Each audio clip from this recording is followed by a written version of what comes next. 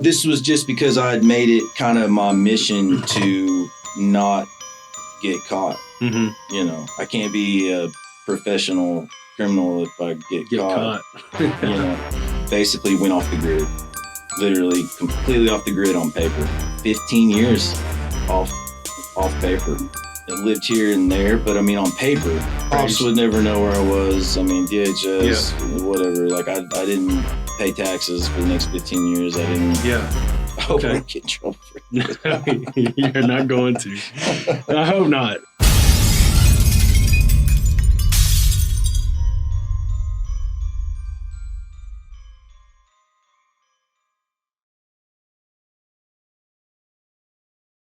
Welcome to the Dirtbag Chronicles. My name is Brian, and I am your host. Today we have Josh with us. Welcome to the studio.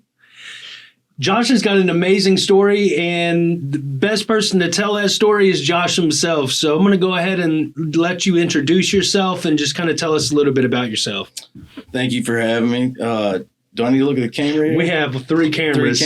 So I'm just talking to you. Yep, you're just talking to me, man. So I'm Josh Newell. I've been a peer specialist for a few years now. Okay. So what is a peer specialist exactly?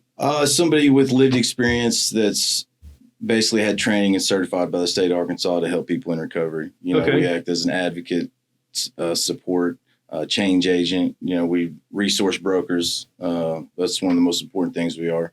But it all hinges on that lived experience that we have, you know, to help people. So. Okay. And is that what you do today? Is you're a peer support specialist? I am. I'm a peer outreach specialist for Ideal Option, which is an outpatient clinic that treats substance use disorder. So I get to work with patients every day, as well as develop relationships in the community. So I enjoy it a lot. Okay. Yeah. And what does your day-to-day work look like with being a peer support specialist? So in my role with the company that I work for, it's actually pretty amazing because I work for a great company that completely supports, recovery and self-care and mental health. And, we're trying to help people. But there's a lot of companies out there that are there to help people, but they don't treat their employees that way, you know, and this company does. So I'm very fortunate for that.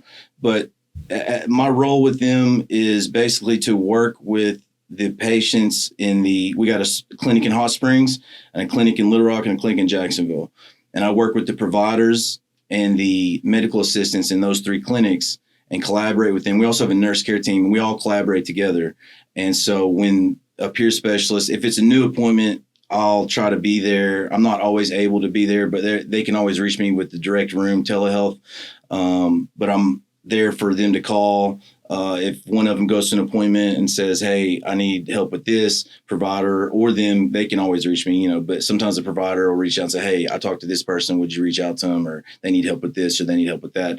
And these are peers that are in trying to get over substance abuse disorder. Yeah. Substance use disorder, and they also have some mental health issues and things like that. A lot of times. Okay, so the counselors there, the therapists, or the nurses, the providers, they send the peer or their client to you as a peer, and then you're able to help them. Is that how that works? Yeah, they'll send me a Teams message, you know, or an email or whatever, and I'll reach out to the peer and meet them if I need to. But 90%, I don't actually have a caseload. Mm-hmm. I don't act as a case manager. So I don't have a caseload where I actually have appointments where I sit down. Okay. That's not actually what I do. So I offer peer services in the form kind of, who needs it, when they need it, how much do they need it. We have a nurse care team that's actually great with providing a lot of the stuff that peer specialists do. Mm-hmm. But a big part of it is, and that is where I come in, building these relationships. So for instance, in Little Rock, where the clinic is, I use Wolf Street a lot and Exodus. those are two great, just to give an example, like I depend on these relationships, these partnerships with other organizations to help with the patients of Ideal Option. That's good. That's great. Yeah. That's great.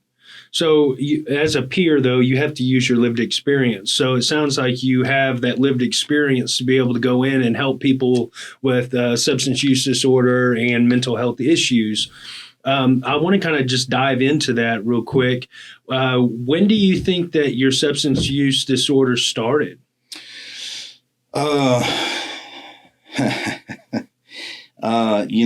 That's my childhood.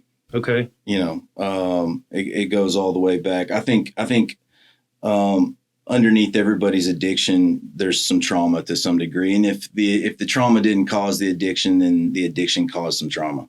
Right. Yeah. But a lot of mine stemmed from, childhood trauma. So, yeah, I grew up in a house that my dad was a severe alcoholic. I've talked about that a lot, so a lot of people know about that. But for those who don't know, I mean, I'm sure there's a lot of people. I don't know how many people listen to the show, but quite a few. So they're new to this. But yeah, my dad was a severe alcoholic. When I say severe, on a scale of 1 to 10, we're talking a 10 a lot of times. Now, it was intermittent, so he'd go 6 months, just, morning to night. Had to be drinking 24/7, somehow maintained a job. He made a lot of money. So when I was growing up, he worked his way up. He was a hard worker, ambitious guy, battled with his alcoholism his whole life. But at his worst, which, he'd eventually get so bad that he'd end up in a motel room, doing some crack, doing God knows what else. And he'd come home and just do, he'd come home and do some crazy shit. Just to give one example, that's one of the most memorable for me. There's a lot of them, but I remember, I don't know what my exact age was. I was 8 or 9. No. Scratch that. I was 11 or 12 when this happened. He was one of his alcohol, crack fueled, rages. Don't know how long he hadn't slept for. My brother's 3 years older than me. My brother had just reached the age where he was kind of like getting to the point to where he was kind of like, F you, Dad, like I kind of wanting to challenge, because we had just been put through so much shit. And I remember there was an argument over the phone and with my brother. And I remember my dad getting off the phone and he took some sidewalk chalk at the bottom of the stairs. There was an entry-hall closet. He drew a big stick figure and said, "This is Jake," with an arrow pointing to it, and then demolished it with an axe. And then he went, it said he was going to kill him. He wrote on there and told my brother on the phone that. And then he went outside on the front porch, sat in a rocking chair with a loaded 12 gauge and the axe. And just sat there in a rocking chair. And did you think he was going to kill him? Yeah, I did. I absolutely did. I called my brother and was like, hey man, don't. I remember calling him like scared shitless and was like, don't come home, And my brother at that point was like, he didn't care.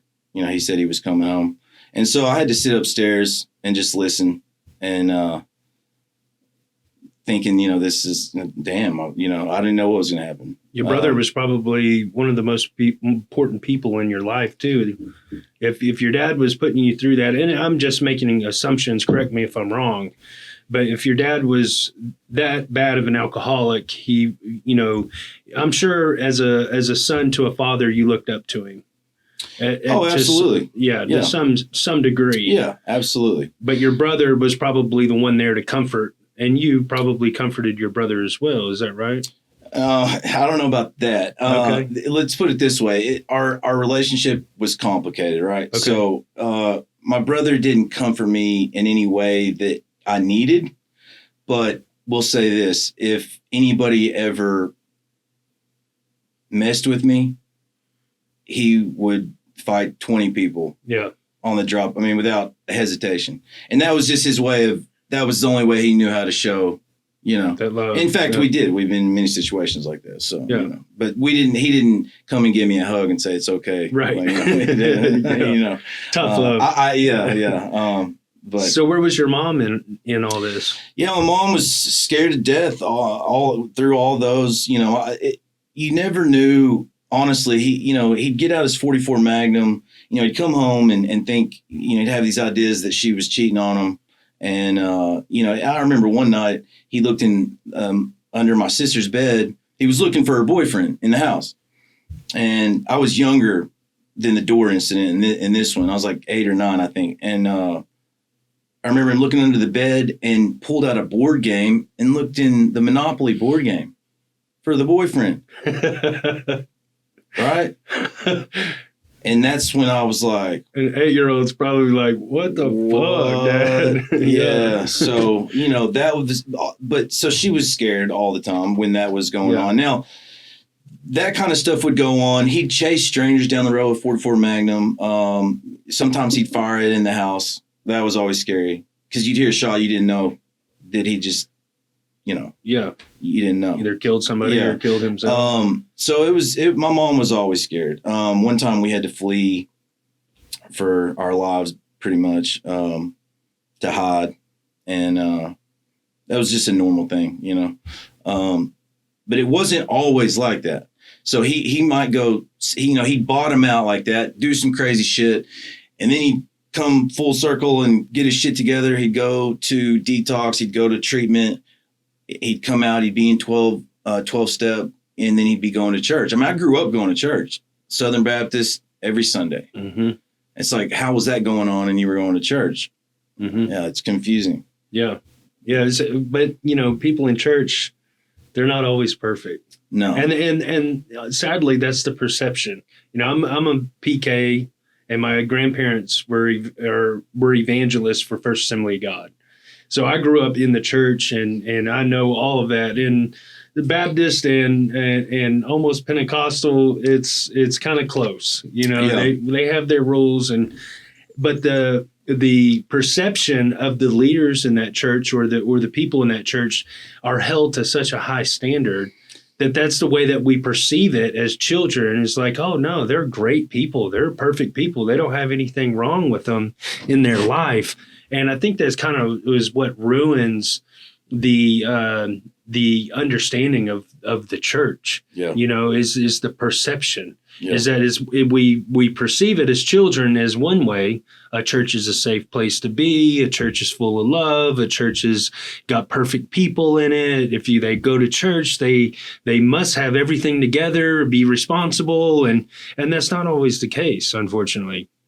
So you grew up in church. You had an alcoholic father that went on benders, you know, would get his shit together, come back, and then destroy everything again. Yeah. And this was a loop. A loop. Drama. So, and you mentioned before that you dealt with a lot of trauma in your childhood. Yeah. And you believe that trauma is what drove you to substance abuse. Yeah. So, you know, with the inconsistency of, you know, 6 months of, you know, he'd get up every day reading the Bible, he'd be eating healthy, he'd be working out, he'd be trying to be disciplining me and go, you know, all that. And then it, you know, the dive down again after he took one drink because work is too stressful or whatever. This over and over and over, it basically, and the fact that no one at the church, I think as a child, I could not comprehend why it had to be kept a secret. And why nobody? Where were these people? Where were these great Christians at the time? You know, it was confusing to me. And so what this did basically was, you know, I had a lot of obviously, you know, a lot of hurt inside, a lot of neglect, emotional neglect, and he never beat me. My dad never beat me. But there's different kinds of abuse, you know. Yeah. You don't have to be beat physically. Mental. Because honestly, it was so bad for me that no kind of physical pain affected me after that, you know, which I took pride in through my teenage years, you know, like, but yeah, it basically set the stage for me to rebel against, in my younger years, against organized religion.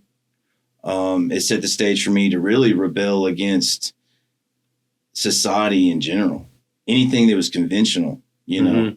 And then at one point, it finally caught up with my dad. And my dad, even though he made like $250,000 a year at his peak, he was a very good salesman. But when you're battling that, it's going to catch up with you, right? Yeah. And so it did. And he lost everything, went bankrupt. And I was at an age where it really probably affected me the most. I think I was 15.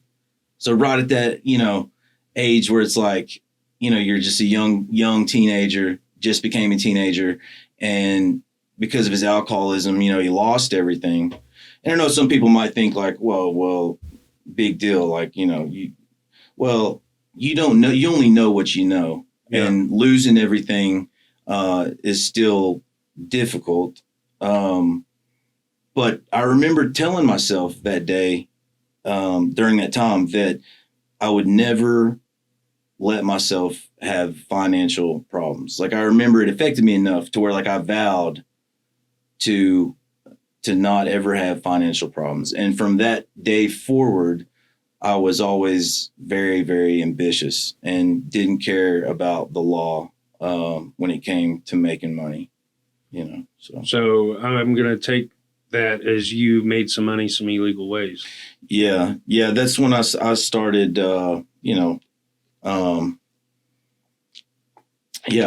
that's when I started, it started with little bags of weed and just gradually went on from there. Yeah. So what was your substance use like as a teenager? Pretty much I would do anything and everything, although I always typically stayed coherent enough because I usually had a backpack full of drugs that I was traveling around with. So if I did, I never tended to. I would only use, like I wouldn't take too many Xanax because I didn't want my shit to get stolen. I wouldn't get too drunk because I didn't want all my shit. I was addicted to money too, so that was that I thought that was gonna. I thought that was gonna help me somehow. But I never used in my teenage years. It was just whatever. I went through a phase of like taking a lot of acid. Yeah. And I think we all do that. Yeah. And so that was that was an experimental stage, but really anything, you know what I mean? There would be times between 15 and 19 that I would go around with a backpack and I would just be like, what do you want? Like, I got it all. Like, I got mushrooms, I got LSD, I got Xanax, I got hydrocodone, I got, pot, I got this, I got that, I usually didn't sell meth or heroin at that age, or anything like that. But how old were you when that was going on? When you started selling? 15 to I started selling at like 14, but really 15 to 19 is really when I was really like, okay, this is what I'm gonna do. Yeah, like I'm gonna make I made a conscious choice to be a professional criminal. Yeah. I understand. Like, really. I think I did the same thing. Yeah. What was your clientele like at that age? Like, was it just the kids you went to school with, or were you running out of a trap house? No. So it's interesting because my brother, who's 3 years older, as I mentioned, he was he was a very popular guy. He was probably the most well-known, popular, notorious, both. In his grade at our school. And I was 3 years younger and I didn't want to be in his shadow. So I was always doing, it became like the Newell brothers were a thing, right? Like, you don't want to fuck.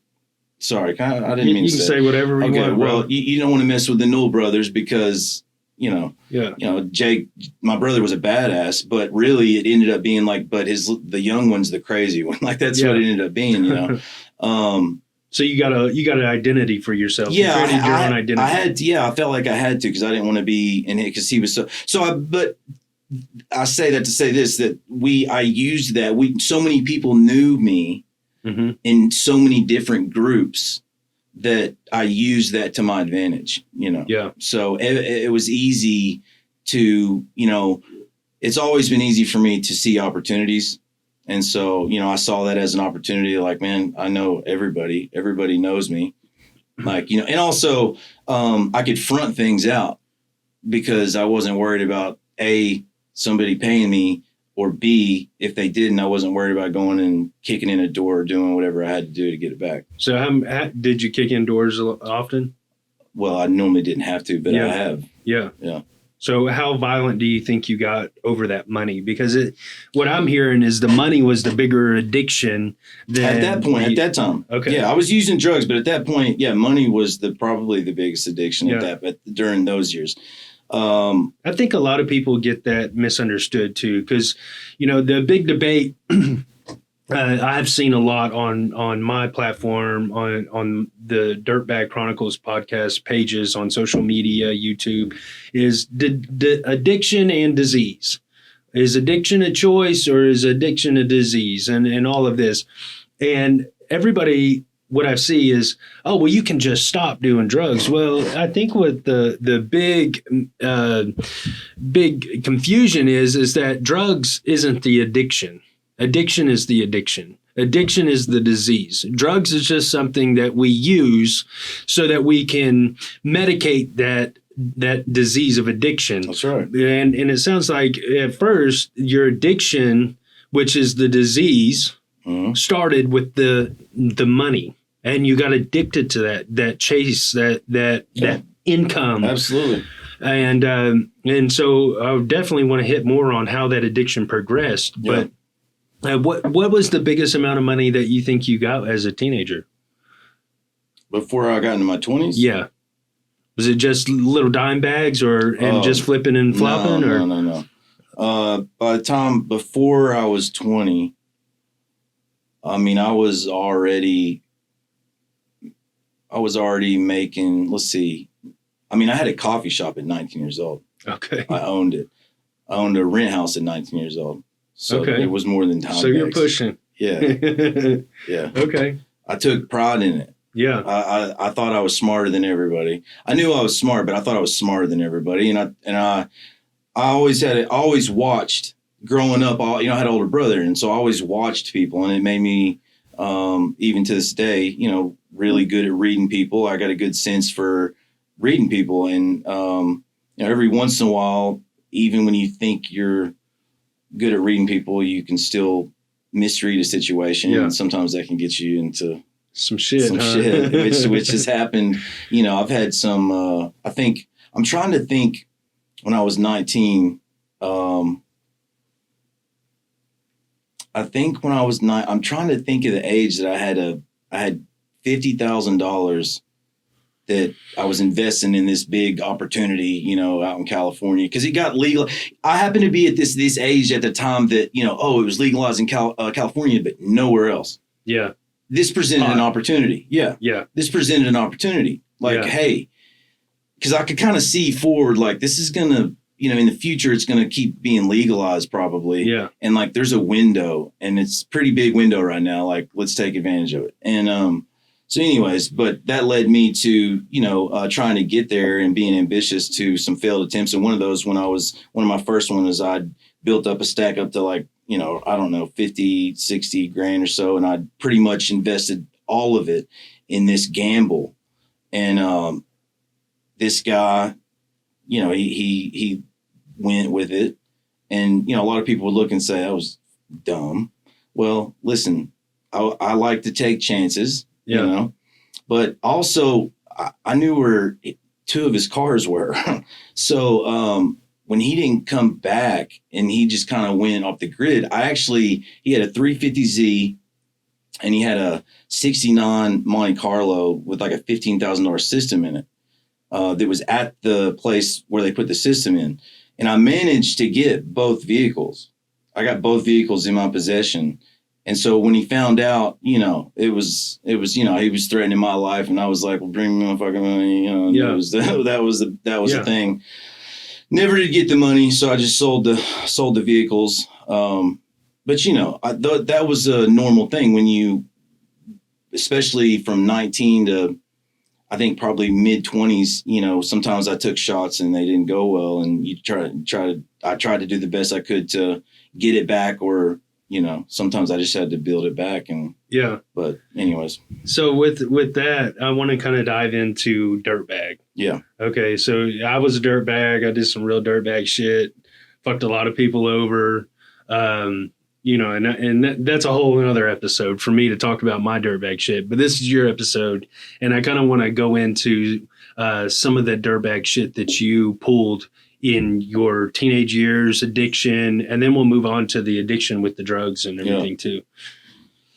So some of the dirtbag stuff I did in that period of time. Yeah. Well, I mean, that's easy. I didn't care about anybody else but myself, number one. So, everybody had a story, right? Because since I would front, matter of fact, that's how 90% of the money I made. I would front the money, or I'd front the drugs, and knowing that, I could get it back. And, so there was lots of times where that wouldn't work out, obviously, but so, there'd be people that just poor guys that I feel bad about that, I've apologized to, that, years later, like, hey man, sorry about that. Yeah. How'd they take that? I mean, I'm pretty sure that every one of them that was in my part of this community, that we're okay. We're all good now. That was all just, we were growing up, I was doing my thing. But I took advantage of, like they had an addiction. Maybe they got robbed. Maybe they had an addiction to the Xanax that I fronted them, whatever the case, but I didn't care because everybody was telling me stories and left and right. And I had to be able to basically just be like, I don't care what your story is. Yeah. Like this. And so that was, I'd either ass or cash, ain't it? Yeah. and so that was, looking back, I still feel bad about talking about it right now because a lot of those people are, my friends. They were my friends. Some of those people were my friends, Yeah. But when it came to that, it was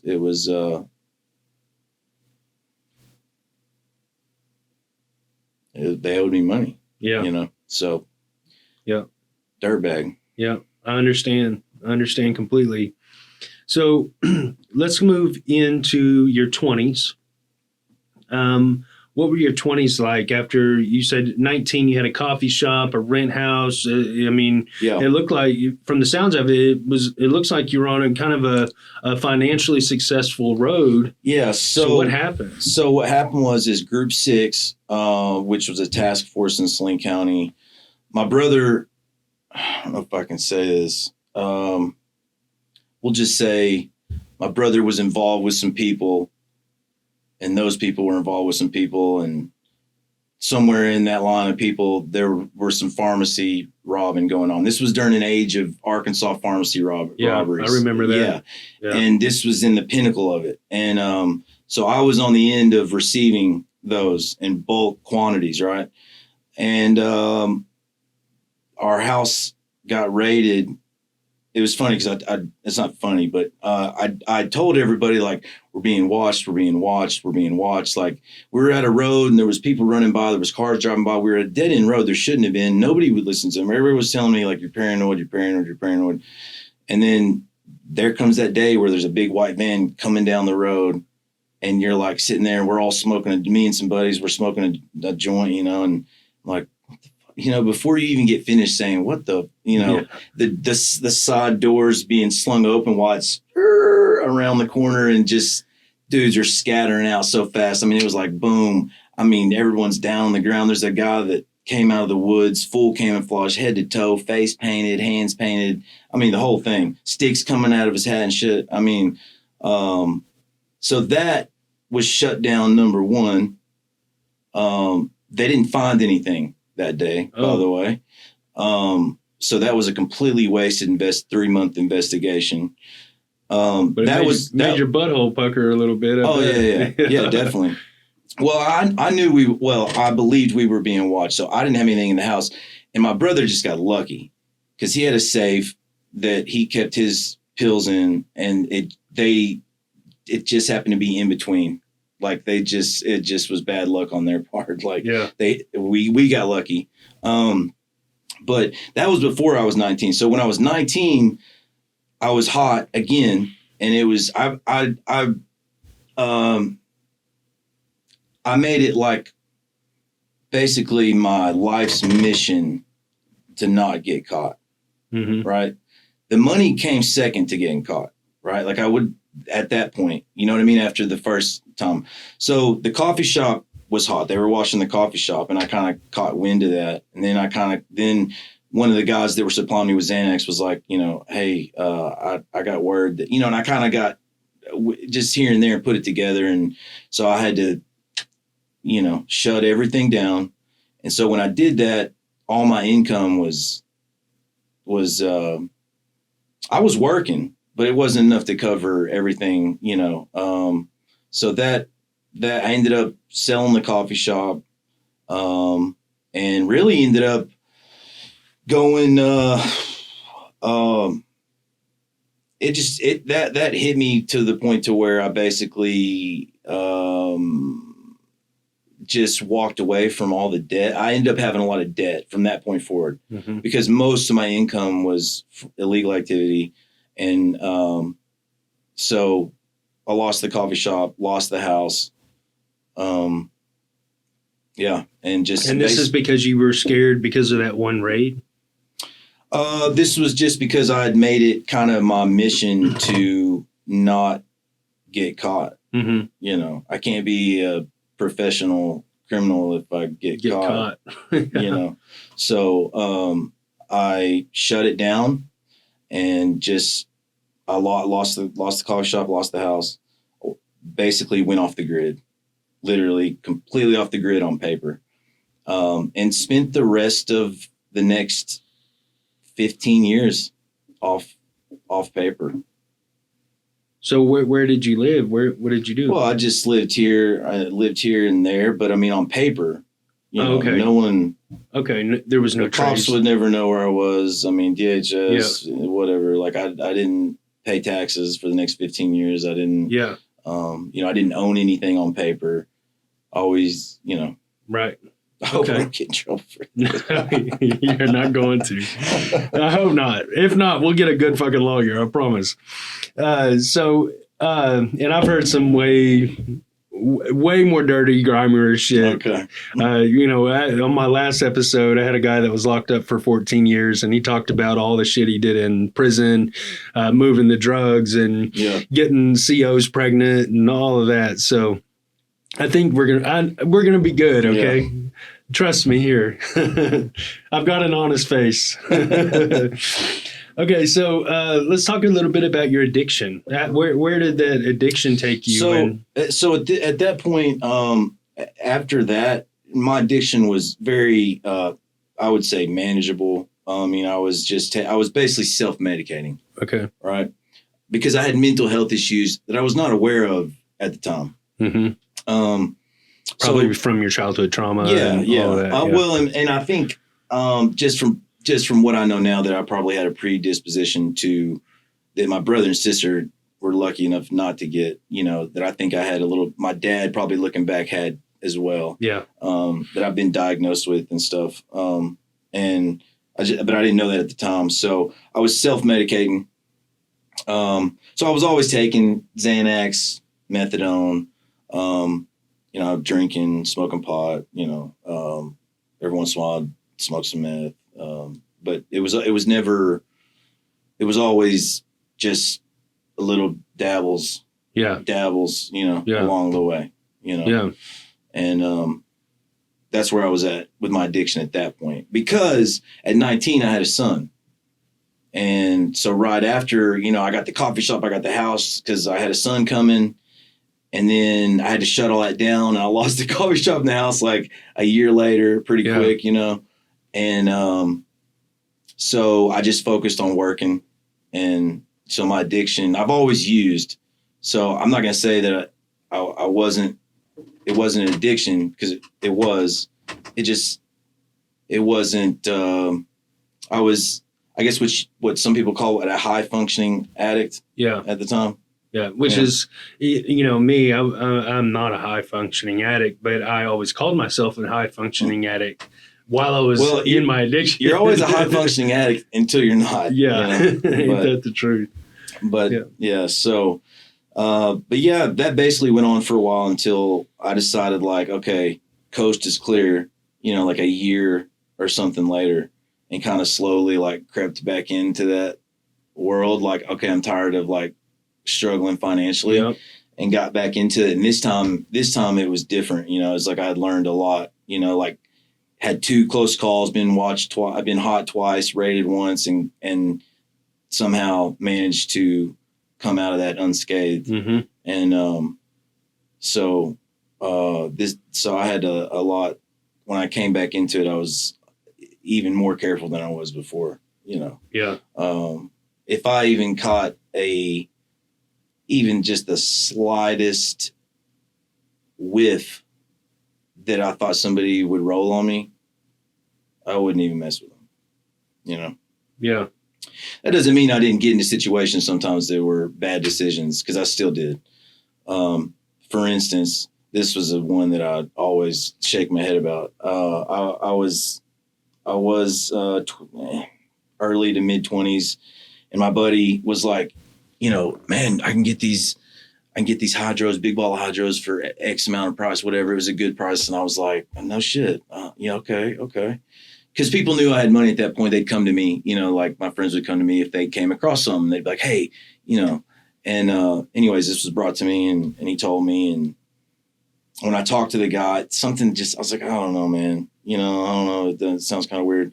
Anyways, I let him. He was very persistent. He talked me into it, and we went and met this guy, and he was like, yeah, and I followed him out of the car and went back behind these apartments. And then, the gun comes out, and I remember just looking over at my buddy like, dude, what have you got me into, man? And I just was like, I wasn't scared at all. I was pissed. And, but I did, the guy was real jumpy and nervous. He was young. He was like 18 and he was jumping around with the gun, and, I just handed him the money, and was looking at him.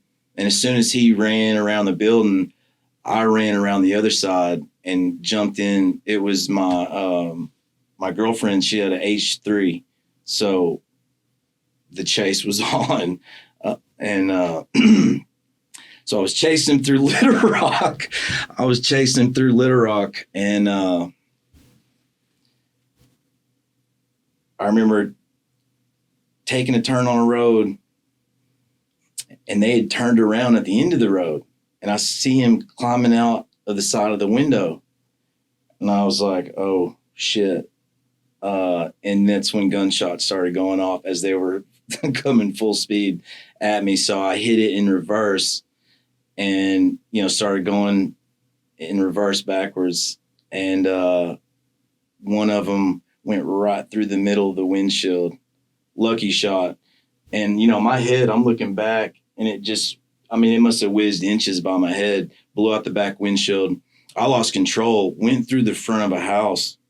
Thank God that nobody was in the house, right? Yeah. At the time, I remember jumping out and just screaming in fury and rage.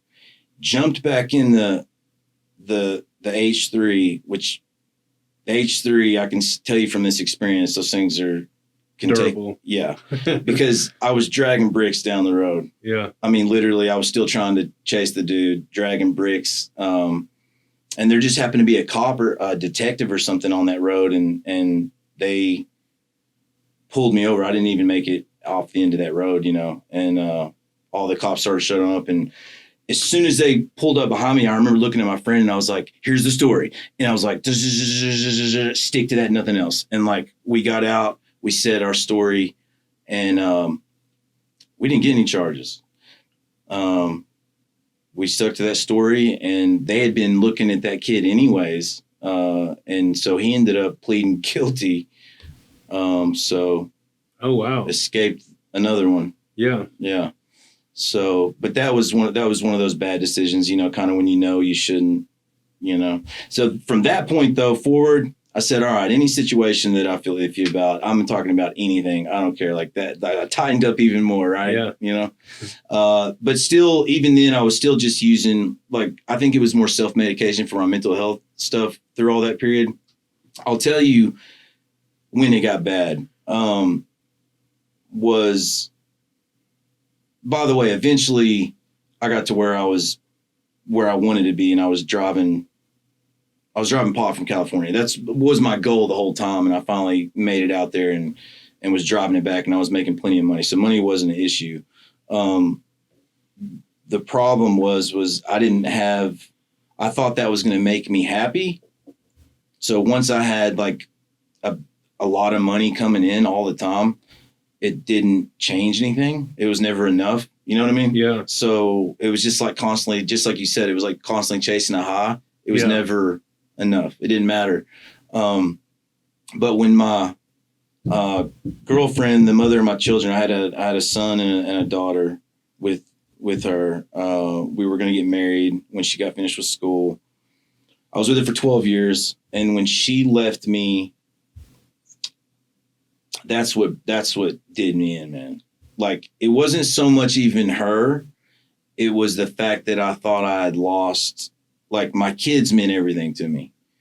And the fact that I fucked that up, the fact that I was losing that, it broke me. It broke me. And that's when I started snorting Roxy's.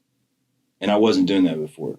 I was just taking stuff orally, and that's when I started snorting Roxy's, and that was the beginning. And that was when that was the beginning of my, long, hard downward spiral. Yeah. And that was when I was 25. Okay. 20, 25. Okay. Somewhere in there. How old are you now? 38. Okay. Yeah. Okay. So the mother of your child, y'all are together for 12 years. You're really addicted to the money while you're in that relationship. And then whenever she leaves you, she takes the kids and you just feel like life is over. Yeah. And so your go-to now is the Roxy's. And you're probably wanting to snort them because you want them to hit faster, because now you've gone into the a full-fledged of addiction of wanting to change the way you feel. Mm-hmm. The money changed the way you feel. It gave you this empowerment and this identity, and then that wasn't enough. So when the relationship ends, it's like, okay, I need to feel something else. Yeah. And because you were feeling the money power for a while, and now it's the drugs and that feeling of that high. So did it stop at just snorting Roxy's, or did it go into deeper addiction? No, it went into deeper addiction. It for a long time, for years, the money making side of things actually continued to grow somehow. I don't know how. But I mean, I had people out in California that I was picking strains and they were planting them for me and growing them all the way to harvest specifically for me. And this was all the while I was gradually getting worse into my addiction from snorting Roxy's, into where I finally, I think, I don't know exactly at what point. It wasn't very long, but I was at a buddy's house and, the needle came out, and he's like, you want to do this? And it's like, yeah, why not? Yeah, fuck you know what I mean? Like, and you had known about the needle, but was that the time that they told you, like, this is what it feels like? What attracted you to it? Well, for all the bad that it sounds like my dad did, my dad actually loved me and was a great guy. Everybody loved him, like when he was sober. And he actually gave me some great advice along my childhood, in between those periods of, alcoholism binges. And binges and stuff. And one of them was, he looked me in the eyes. I'll never forget. I was young, and I don't know what my age was. I was young though. He looked me in the eyes and he said, "Whatever you do, don't use the needle. That was it.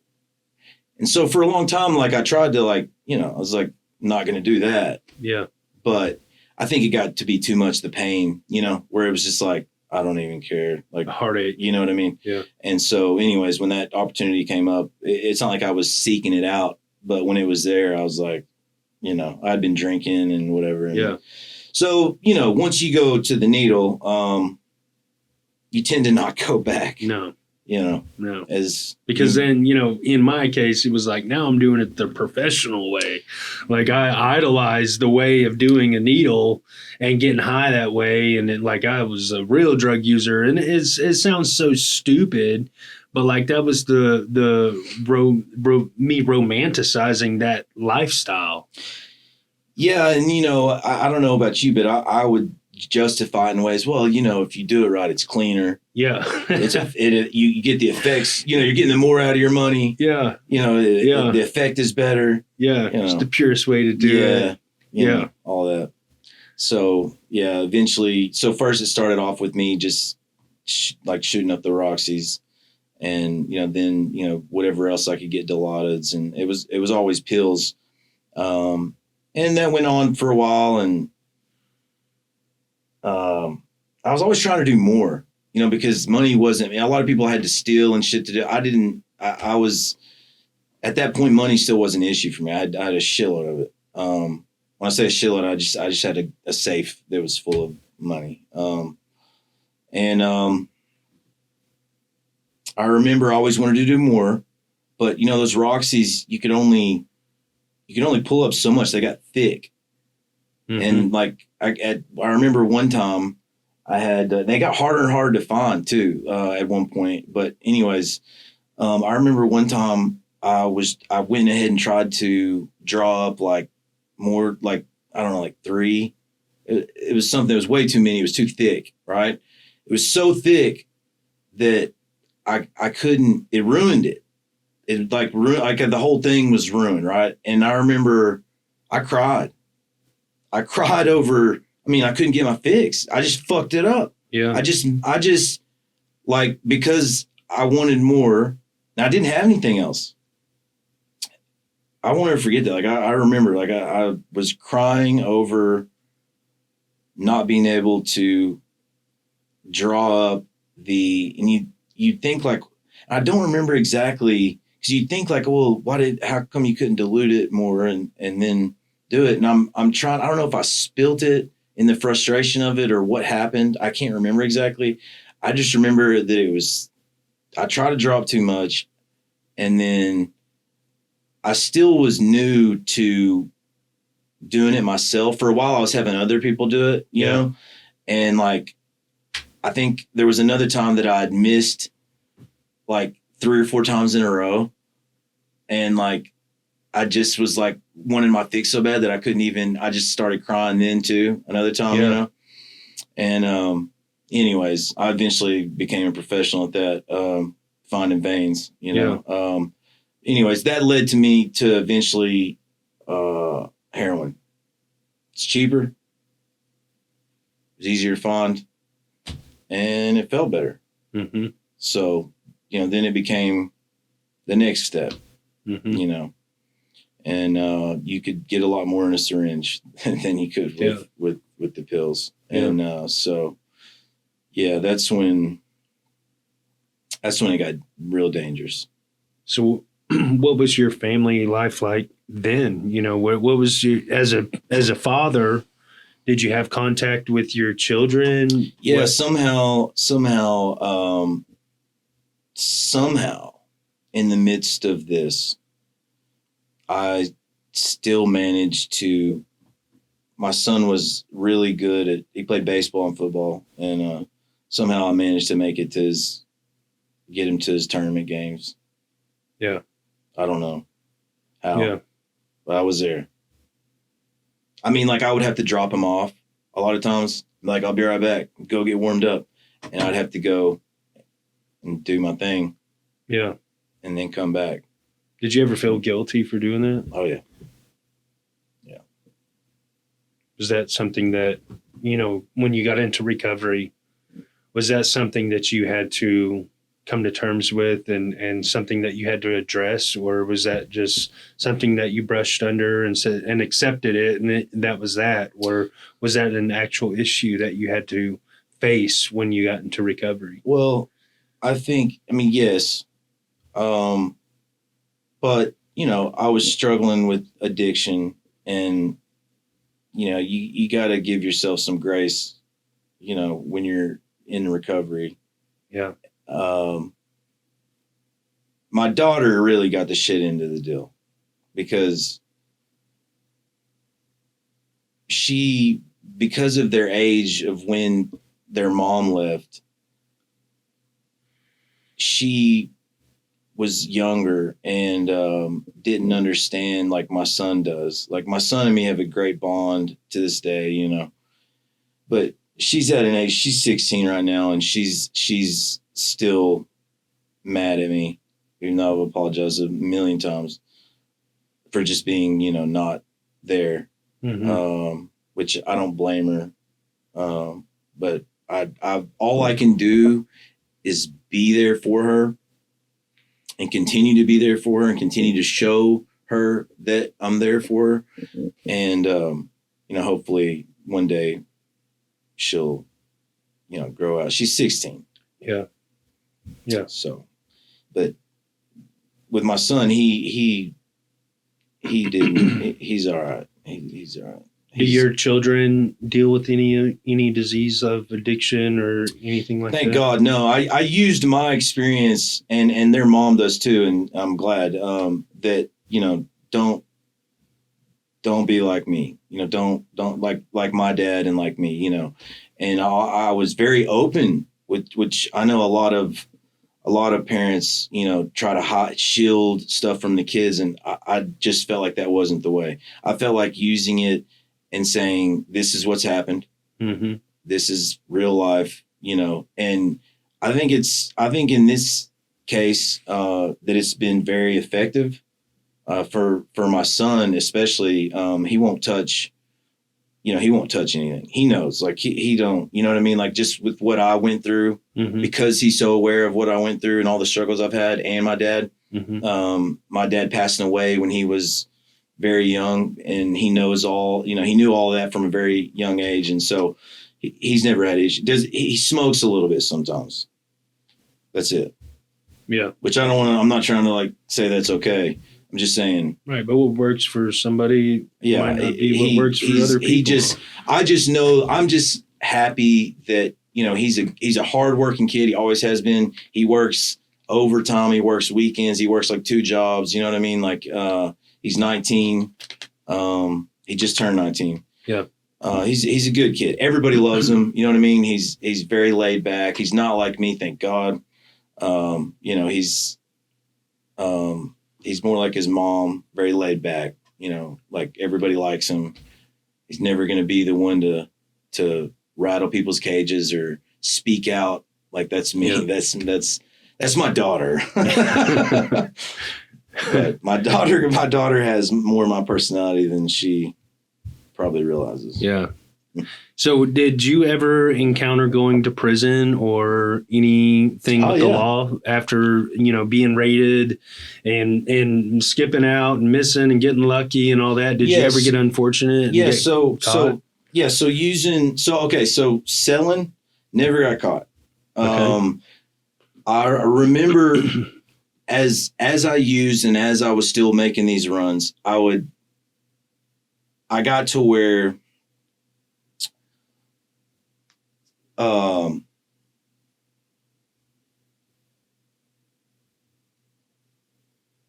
trying to think what I can say and what I can't say on here, but don't just let it out. Well, let's just say that I was basically, my goal was to retire at 30. Yeah. And I achieved that.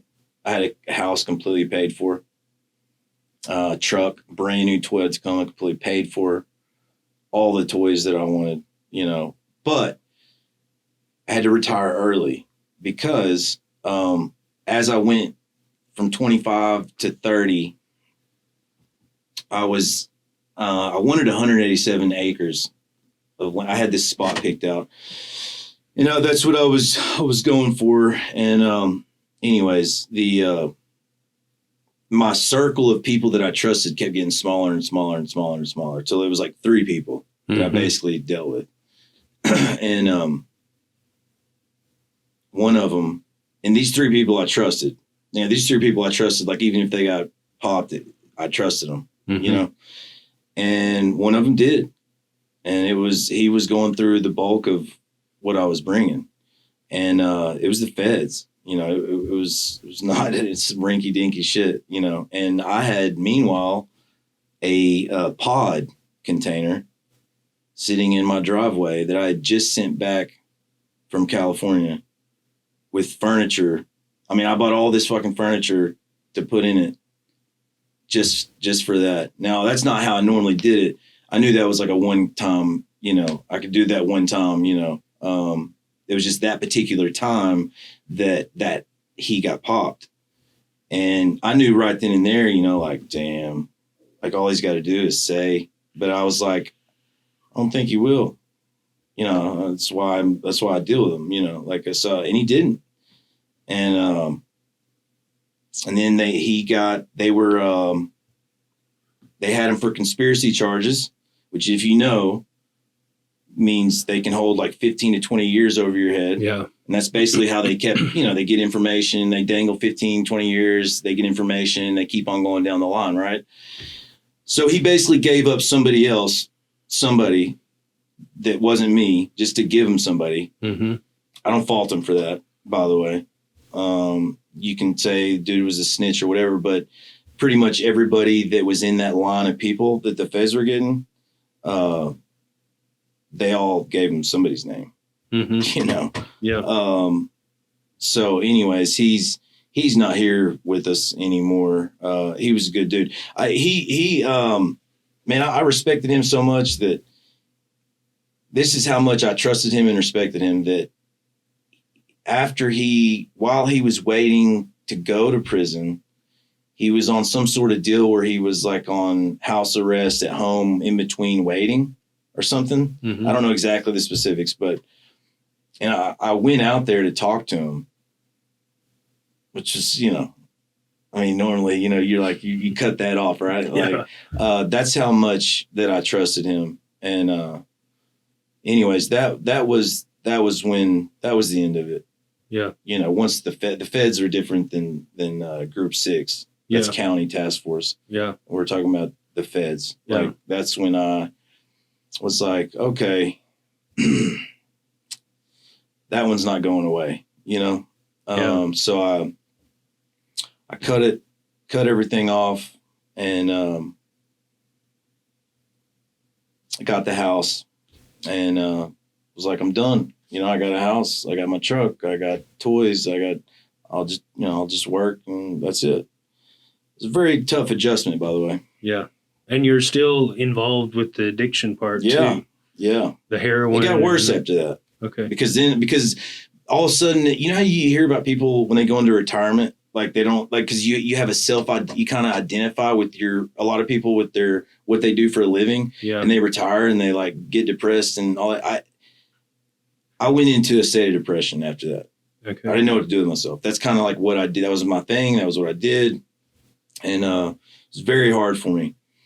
And that was when I first got on. I finally went and like saw a psychiatrist after all those years. And, they said I had depression and anxiety and I reluctantly took, what was it at first? Some type of SSRI that I couldn't deny. It helped me. I could not deny that it helped me. So I was like, okay, I'll keep taking that. But yeah, the drug using got worse, and to the point to where at some point around there, I started I didn't want to be doing what I was doing anymore. I hadn't for a while, actually. And I kept trying to stop using, and it wouldn't last very long. And so there was a lot of continuous relapse. And I one of the last times I basically,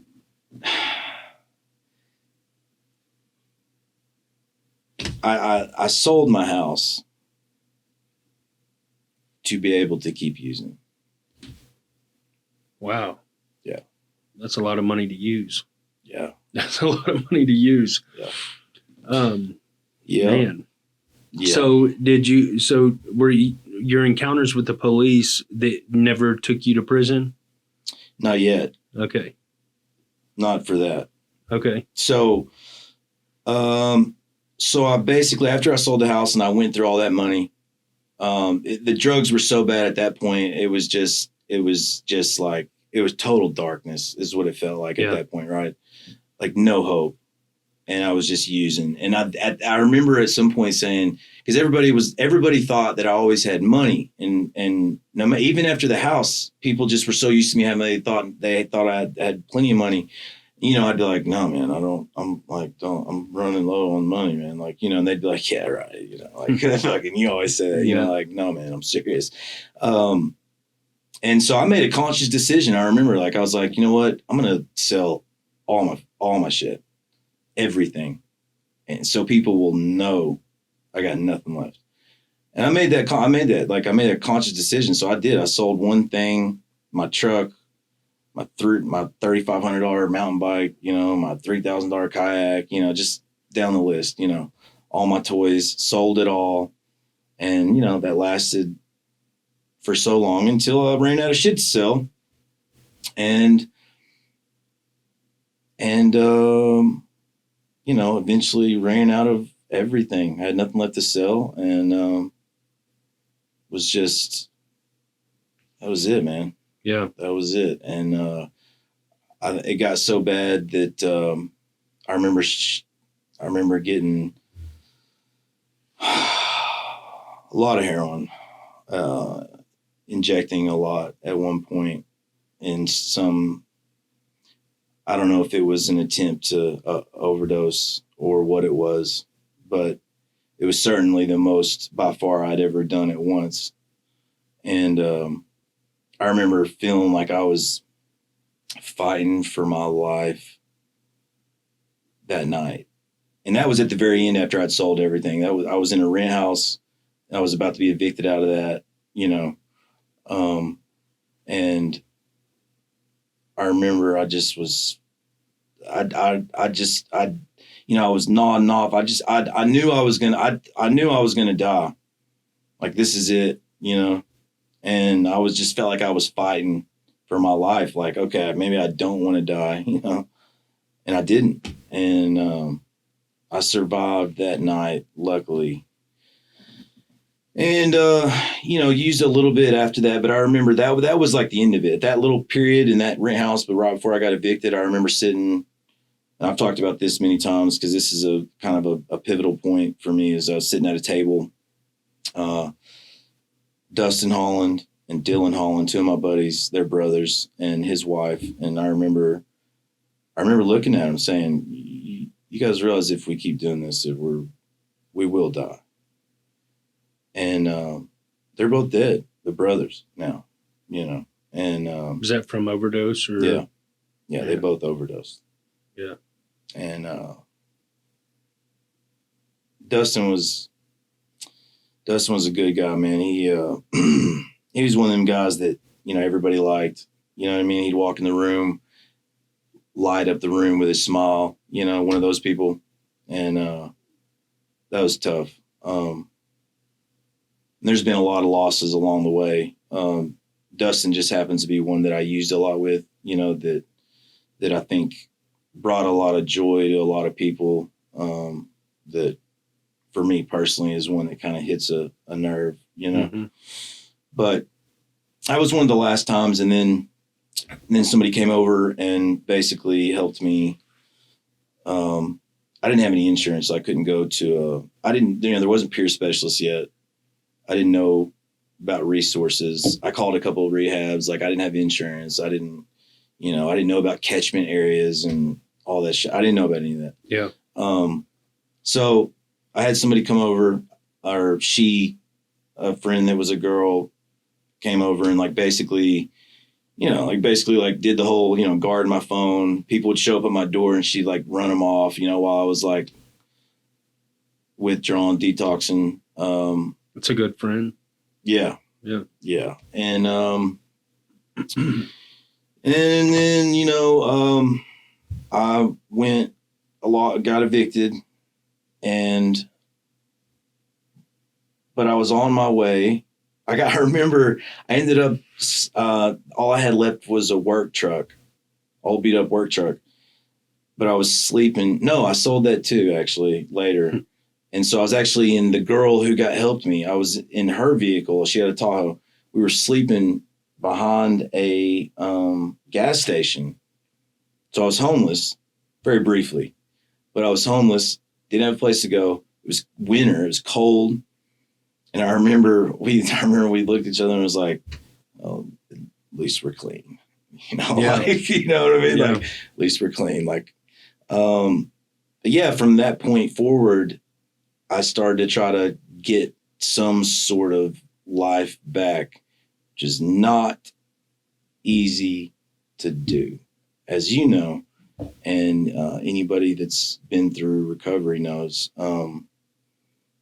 What happened is that was 2017, right? Beginning of February 2017 is when Got clean. I got clean, right? Okay.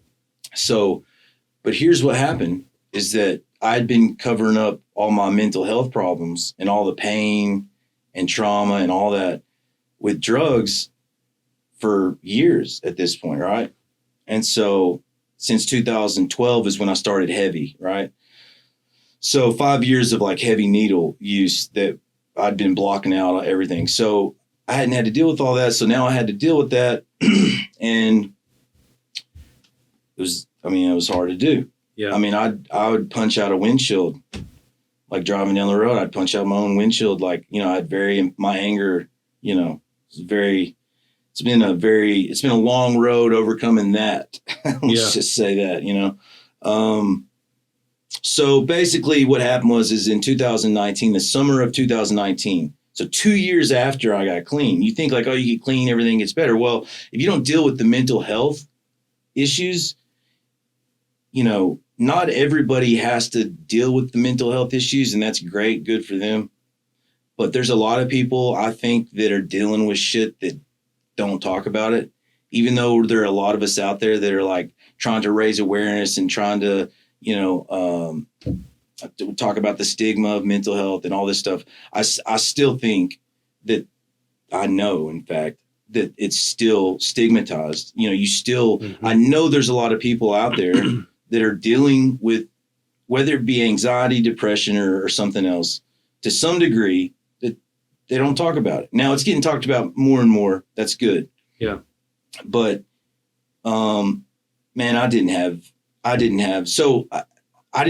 in place. I didn't have the right support in place and the right things. Like I said, there was no peer specialist then. And that's something a peer specialist the recovery movement now, it does, at least if you want to get into recovery, it's not hard. I mean, it's not, I don't want to say it's not hard it's a lot easier than it was back then because the resources are so much more than what they were back then. Yeah. Right. Like there's people that know about the resources and like, hey, here's this. Yep.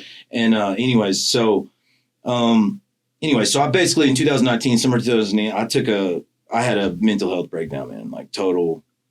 I had 3 felonies.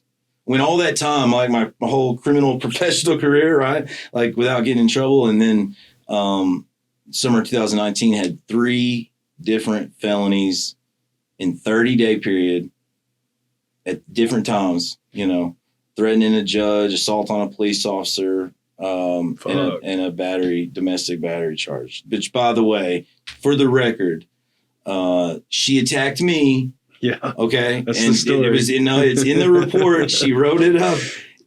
But just so everybody knows, if you get attacked by a female and you grab their wrist off your throat or off your face, it's over. That's battery. It's over. That's battery. I mean, so anyways, that's what that was. But anyways, I should have never been by there. I was trying to see my kids. I was trying to stop by and see my kids. But anyways, yeah. And you were clean when that happened. Yeah. I mean, I'd had some drinks on I drank some alcohol, so I wasn't 100% absent, but I was off the needle though. Yeah. Yeah. So to me, I was clean. Right. But I guess I wasn't completely sober and clean. I wasn't, where I needed to be yet. Because you were still dealing with some mental health issues. Yeah, that weren't addressed. And so I got all those charges, and they were like, okay, 120 days in jail. I went to a psych. They took me to a psych ward. I had a few visits at a couple different psych wards, and then that was in 2020. I did my time in Saline County Jail, and which was terrible. I had to go in there and detox off my anxiety medicine, and like the 12th day I was in there, for some reason I decided to fight the biggest dude in the pod, and got my ass whooped good. Man, yeah. I mean, I had to go. They had to take me and get staples put in my head. I mean, blood was just everywhere, just puddles of blood. It was bad. Yeah. So then they put me in. Shout out to Saline County Jail. Yeah. So then they put me in. That was my 12th day in there, right? Yeah. For a 120-day stay, and then they put me in. Shout out to Big Bubba. Yeah. I actually, I appreciated him. If I could thank him, I'd like to thank him because he could have done a lot worse. He avoided my nose. Yeah. And he avoided my teeth. Yeah. He just basically kept it like right here. And the back of my head was like slamming into the concrete. Right. Yeah. How courteous. That's what I thought. I thought, man, he kept my teeth in, man. Yeah. He could because what happened was he was slinging me around, and I had a hold of the top bunk. This is a big dude. Big dude. And by the way, he cheap shot at me. I just want to say for the record, he cheap shot at me. I was sitting on the floor barefooted, like chilling. But I had been running my mouth, and he came over and like cheap shot at me. And like I jumped up, and he had, so he did have the jump on me, but probably wouldn't have mattered anyways. But when he was pulling me off that top rack, and like dislocated my arm. So my good arm, like I had no good arm, man. I was like, it was a bad situation. My good arm. Yeah, man. So I remember looking up at him saying like, dude, like as he's like pounding my face, I remember like calmly saying like, dude, you got me. Like, it's good, bro. Dude. And then I also remember having a thought like, dude, is this dude gonna like kill me? But I was like speaking calmly. Anyways, they took me to the hospital, they stapled me up, and then they put me in the 23-1 lockdown pod, and then shit got worse after that. Like there was a dude coming by my door. I had actually now what my therapist says is dissociative psychosis. Mm-hmm. Like I was hearing voices in there. I was on lithium at the time, and they upped my dosage in there, which is weird, but I'm not trying to get anybody at Saline County in trouble or anything. I'm sure that was exactly what I needed. I love the Saline County Jail. I go in there, I help people. They run a great program there. This was all my fault. But yeah, I remember this guy coming by. I was hearing these voices, and there were three of the people that worked there. It wasn't imaginary voices. It was three of the people that worked there. And I mean, it was vivid as day. They didn't let me sleep. And actually the first 12 days I didn't sleep because I was detoxing. And then after that, after the head trauma, I had my head bashed in the concrete a lot, and so that probably had a lot to do with it, Yeah. But yeah, man, these voices were with me the whole rest of the time. And so I didn't get any sleep. They wouldn't let me sleep. And it got worse and worse. And I remember like when I would have little spurts of like doze off for a second, I remember there was this one guy who would come by and he'd bang on my door. Like you'd have one person would get out at a time in this pod, right? And I remember he'd come by and he'd bang on my door, and man, like they were letting me, these voices were letting me like doze off for a second, and this dude just woke me up like, and like, what can I do? Because when I'm out, he's locked up, like, and I'm not in my right mind at all. You got to keep this in mind, everybody. I'm completely not okay in many different forms of the word. So, so what I did was I had saved up a lot of Coca-Cola bottles from commissary, and I started to fill them up with piss, with my urine. Yeah. And I had about 9 bottles saved up, and then I went down there and I looked through his window and I just smiled at him, and I just started to pour all of that underneath his door. And then I just went and got in the shower. Like nothing happened. Like nothing happened. Yeah. And I was taking my shower, and of course the cavalry starts pressing the button, and cavalry comes in, and I'm in the shower, and they're surrounded me, and I'm like, I'm gonna finish taking my shower, like, and I did. But then, I got tased and drugged through the jail, and then I got put in like real solid, like they put me in the front right by where that door slams. The turtle suit. Yeah. I was in a turtle suit after that. Not then. Yeah. But I did later. Anyway, so yeah, after when I finally got out, man, that's when I realized, like, okay, I went back to work for a good friend of mine, John Ronchell, a great guy. He builds pole barns. Good Christian guy. His whole crew is made up of people in recovery. So it's a beautiful thing that he does, and I went back to work for him, and I remember him looking at me, just me and him, and I just got out, and he looked at me, and I was telling him about, the voices. At the time, I thought it was real. I thought it was like psychological torture, that they were like messing with me. And he looked at me and he goes, man, you're going to end up in the state hospital or something, man. Like, and, anyways, after that, it's kind of when I met a girl not long after that, started talking to her. I was honest about everything that led up to that point. Like, I just got out of jail, everything. And for some reason she still talked to me. I don't know why, but she ghosted me. She was supposed to like hang out with me on like 4th of July or something, and she like ghosted me or something, and I like was suicidal over it, like literally suicidal over it, like trying to cut my wrist. And she had just happened to work in mental health, and made a phone call and asked me if I wanted to go, if I wanted help and this, that, and the other. And anyways, long story short, it led me to go to Bridgeway. Been there. Yeah. And they serve really good food. Yeah. The food at Bridgeway was awesome. Yeah, Bridgeway was a good stay for me, man. I mean, honestly, I don't like, when I think of that, it wasn't like I have good memories of that. Like, I don't want to say good memories. That was really the beginning of my true recovery. Okay. Right? Okay. Like, I got clean in 2017, but my true recovery that I realized, like, okay, I got mental health issues that need to be focused on. And so that's when I started focusing on mental health and became a very huge mental health advocate. Still am.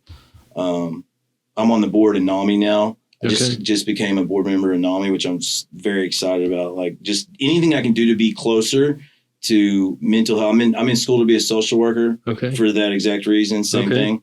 I believe mental health. I mean, we all know mental health and substance abuse, and addiction go hand in hand. Yeah.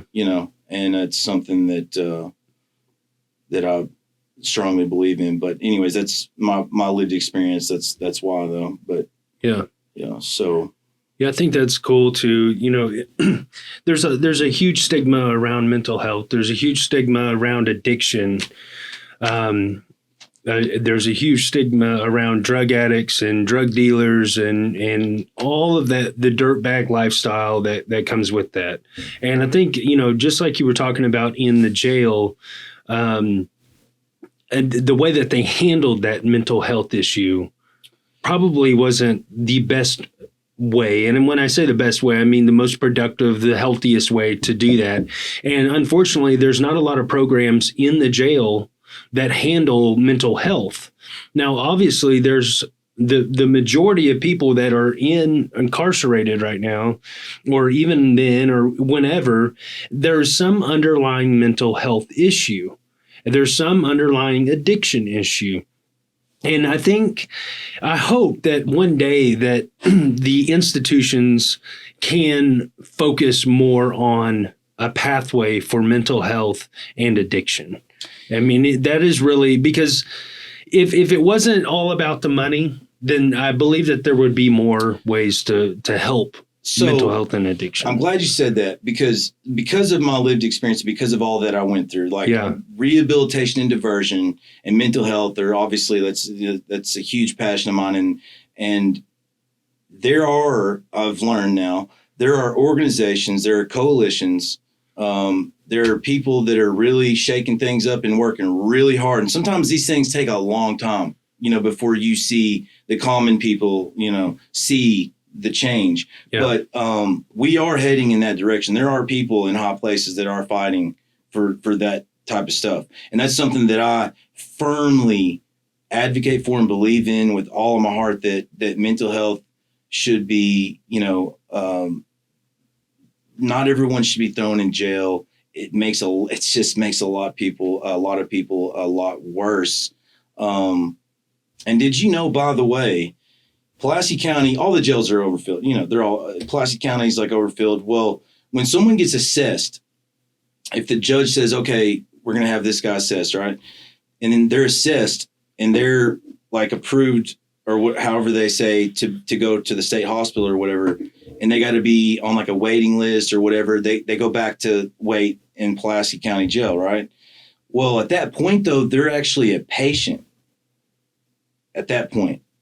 Right. So they're a patient in jail that's not being treated as a patient.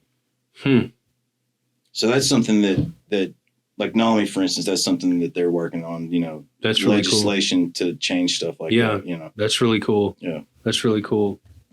So Josh, we've talked a lot about your childhood. We've talked about the teenage years and chasing the money and that addiction of the money.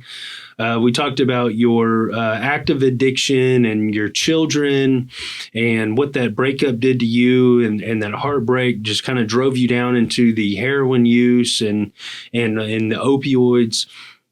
We talked about losing 2 good friends to overdose. I want to hit on real quick before we end your recovery. And you mentioned that your recovery started at Bridgeway, which Bridgeway, just for all of our listeners, Bridgeway is a mental health treatment center. They also treat a little bit of addiction, but it's more on the mental health side. For suicidal prevention, stuff like that. What is your pathway to recovery? So it's interesting you bring that up because the pathways are something I wanted to talk about, because I think that people have this idea that what's your pathway? It's this or it's this. Yeah. And I think that it's too black and white. Yeah. Right. Yeah. One thing, Casey Copeland, he was my peer supervisor, and I worked under him at Exodus.life, was my first peer specialist job. And one thing that Casey Copeland drove into my head was, everyone's pathway is different. There's no, if it gets you to, it's just like what's his name said, if it gets you to recovery, right, then do it, right? Yeah. So I think when people say, what's your pathway?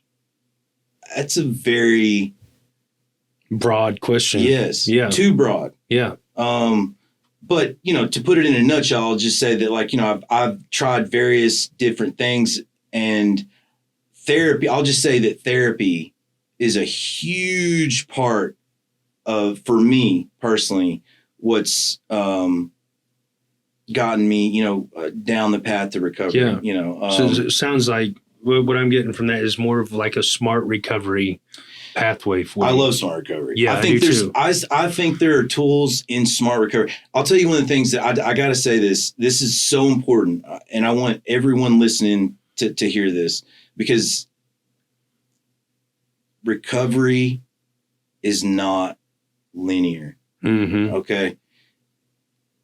The stages of change, the stages of recovery, they are not linear. Think of it as a circle. And this is smart recovery teaches this, but this isn't, I'm not saying it because smart recovery says it. This is just a better way to look at it. Mm-hmm. So because we have all, I doubt there's very many of us that have not tried to get clean and relapse at least once, Mm-hmm. right? We know the statistics are terrible.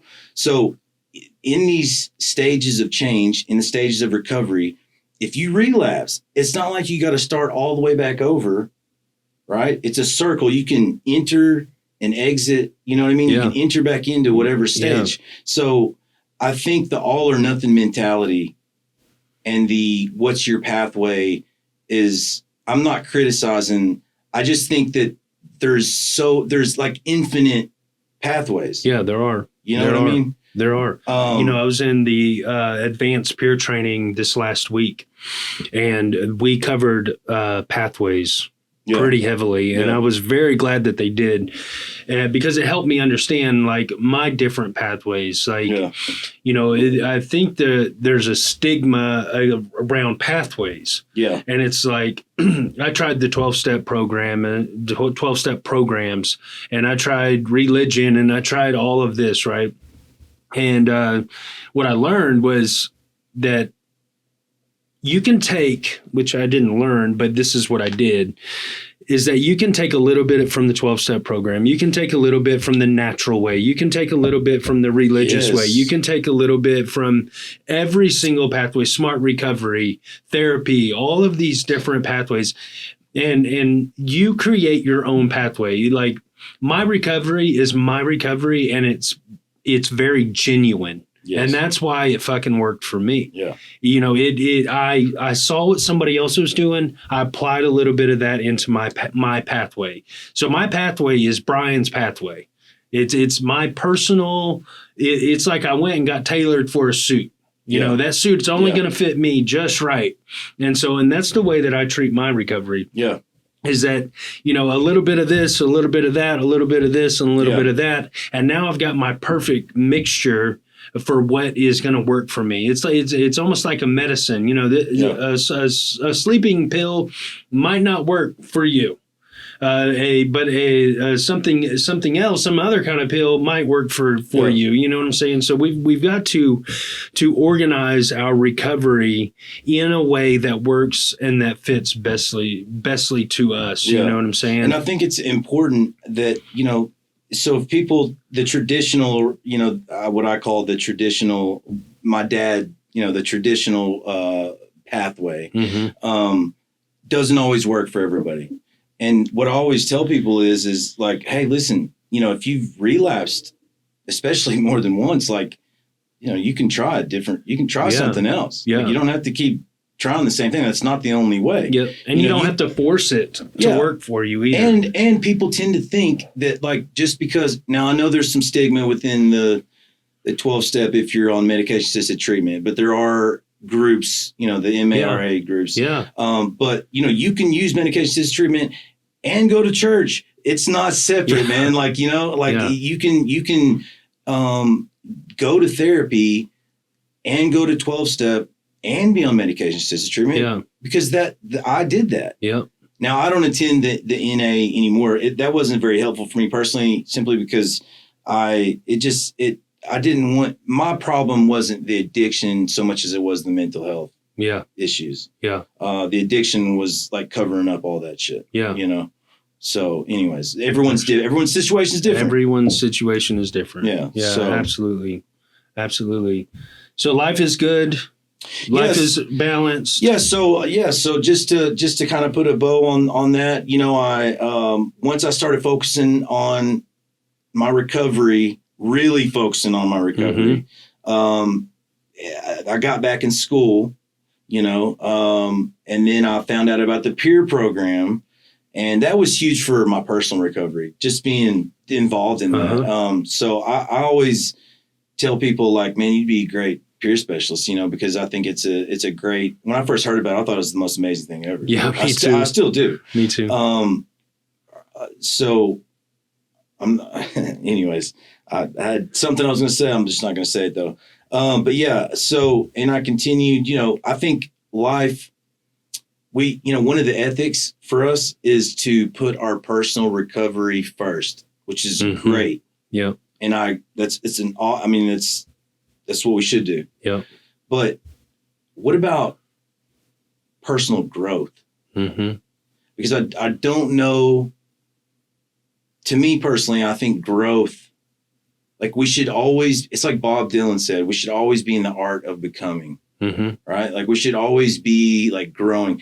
Like progress is not linear either. It's like 2 steps forward, 1 step back, 2 steps forward. But if we just get into recovery and we're like you tried to say, like, oh, I'm good. Yeah. Right. Yeah. Like, I think we constantly have to try to make progress in some way, one way or another. There's like all these dimensions of wellness. There's like 8 dimensions of wellness, emotional, spiritual, financial, occupational, physical, all those. And if they all affect each other. And I think it's very important to kind of be aware of mental health and like really all the aspects of health, when you go into recovery, because growth, I think, is what it's all about as an individual, as a human, collectively, like what we're doing. This is growth. Yeah. This is growth. Sometimes growth is not easy. Sometimes it takes bad experiences. Sometimes it takes stressful situations, that lead to growth or progress. But I think that ultimately that I think that, and I'm not saying that's the way. I'm just saying that I think that personal growth is like, it's like personal recovery. It's like taking personal recovery and saying, okay, let's make it about personal growth, but always give yourself grace, right? Because you're always going to stumble. You're always going to stumble. But I think that always keeps you moving forward, and it makes it less likely for you to fall backwards. Yep. Yeah, absolutely. If that makes sense. It makes perfect sense to me because I've experienced it. But I'm going to sum up what you're saying and kind of paraphrase it. So if there's somebody out there that doesn't understand it, I want to kind of get the point across. What Josh is saying is give yourself a break. Quit setting these expectations of or this big picture of what somebody else told you what recovery is or what your mental health is or any of that. Quit. Take the labels away from it. Define recovery for yourself. Define it as your own definition. Make it yours and own that shit. It's so difficult to. I have this problem with religion as well. Somebody tells me what God is supposed to be. And then in my own personal definition of my higher power, my own God is completely different. And so then I question myself and I question my identity. And then I feel shameful and I feel guilty. And it's the same with recovery. Don't allow other people to tell you what your recovery is. If your recovery works for you and you are improving your life, and you are putting in the work to make yourself a better person, a better individual, and just a better all-around energy for yourself, then do that. Don't fucking look back. Don't quit judging yourself for your own recovery when it doesn't match to somebody else's recovery. That's not their recovery. It's yours. It's personal. Make it yours. Define what that is. Put in the work. If you have to go to therapy, go to therapy. If that's what you do, I'm not telling you have to go to therapy. If you have to go to a 12-step meeting, go to 12-step meeting. Do what works for you. That is what the beauty of recovery is. There is no set definition on this shit. Do exactly what works for you. And so I think that is the most important part of this whole episode. Yeah. And I'm really glad that we touched on the pathways and understanding that it's genuine. It's a personalized decision and a whole situation for you. Yeah. So, well, thank you very much, Josh, for coming on the show and sharing your amazing story. I'm sure there's going to be many people out there that can relate to the addiction of money, the breakup, and the mental health issue. I don't think we've touched big on the mental health, so I'm really glad that you came on and shared that experience.